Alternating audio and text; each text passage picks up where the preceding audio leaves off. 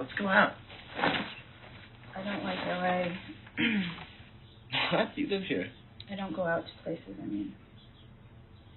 When someone writes a screenplay and then also acts in the movie, there's this rush to assume that, okay, you know, she's somehow, or he or she is playing themselves in some way. So I was wondering if you can talk about if there were any aspects of your character, but also Jason's character, because, you know, you've written both of them, so that you particularly related to or identified with. Well, I think that they're very relatable characters. Like, I don't think that they're so dark or so crazy that you don't kind of understand them. I think when I was writing them, I really felt like it was going to be a good idea to. I was asking myself like a lot of questions, like what is sexy? Like, what does that really mean? And what does it mean in today's society where we have all this porn and we have all this erotica and stuff like that? And so, in terms of the characters, I was really thinking about what those things mean in society. It's cold in your house in the middle of the night. It gets pretty cold.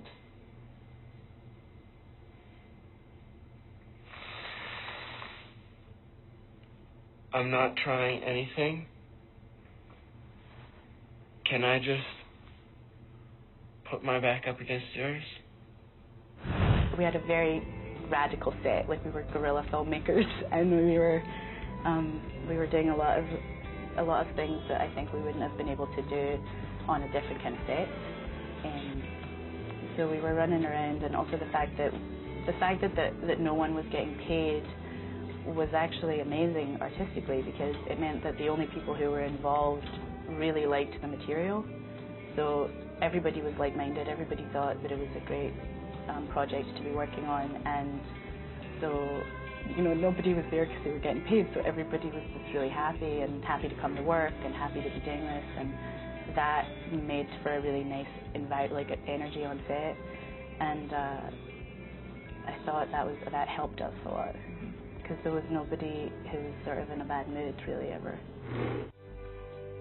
Good Dick made its world premiere at the 2008 Sundance Film Festival. Tell me about having the film at Sundance this year. What was that experience like? That was an incredible experience. We sent it out to Sundance, and up until that point, it had been this sort of little homespun film where, you know, like one of my best friends from camp was bringing the bagels every morning, and we were filming in our apartment and our video store in the closed hours and just figuring out how to do it. And we knew we liked it, and we thought our friends would like it, but Sundance was the first time that another entity approved of it. But we sent it in, we said, okay, we could finish it if they accept us. We can finish it in 1 month technically. But we'll have 3 months if it doesn't get in to really finish it. And then all of a sudden it came in that we got in. We all had to frantically push to finish it.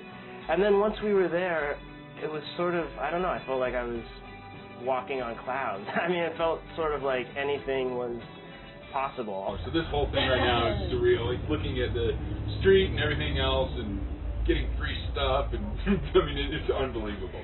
It felt really fun and really exciting, and coming to the festival and talking to all the different filmmakers and realizing that a lot of people who are here have made films before, and a lot of people who are here are older than me. I just sort of realized that, you know, I'm proud of myself for the last couple of years, you know. People seemed to really like the film, and we had a giant screening in the big movie theater for 2,000 people, and they were all laughing and having a great time, and it was just such an unbelievable experience to think that something that you like, that is so specific to your taste, can be enjoyed by thousands of people. Hello, everyone. Thank you for coming. I think that the film helps people. Like, when we were at Sundance, a lot of people were really informed and sort of enabled by the movie, and that's basically, you know, why I made it. Like, I made it for my friends and to show my colleagues and to show people that I made it sort of as a learning tool to kind of understand what it is to make a movie, but I also wanted to help people and I think that the film does that, and that's basically all I want to do going forward, is make films that are relevant, that say something. Mariana gave me the script and told me that she had written the part for me, which I was very honored about, and I read it, and I thought it was a beautiful story. Very rarely do I read a script that by the end, tears are brought to my eyes. And a lot of times I read a script and there are a lot of guy characters, and they'll always sort of say like one thing that really turns me off, and like, I don't want to even audition for it, or I self-sabotage or something like that, just because I don't like the kind of guys that I see a lot and that are in a lot of movies. And so this was just this character is imperfect, and he's nice, but not in the way that everyone thinks is boring, hopefully. And I loved the character's selflessness. I thought he was a real hero. Polish people wash each other? Yeah. I've never heard of that before. How many Polish people do you know? None? You know me? Not really. I hope that the thing that people take away from seeing the film is that I hope they feel represented, but I hope that they feel like, oh, that I know what that's like. I've been in sort of a messed up relationship, or I know what that's like to push someone away that I love, that I know loves me. I think it's kind of interesting if you're talking about intimacy between two people.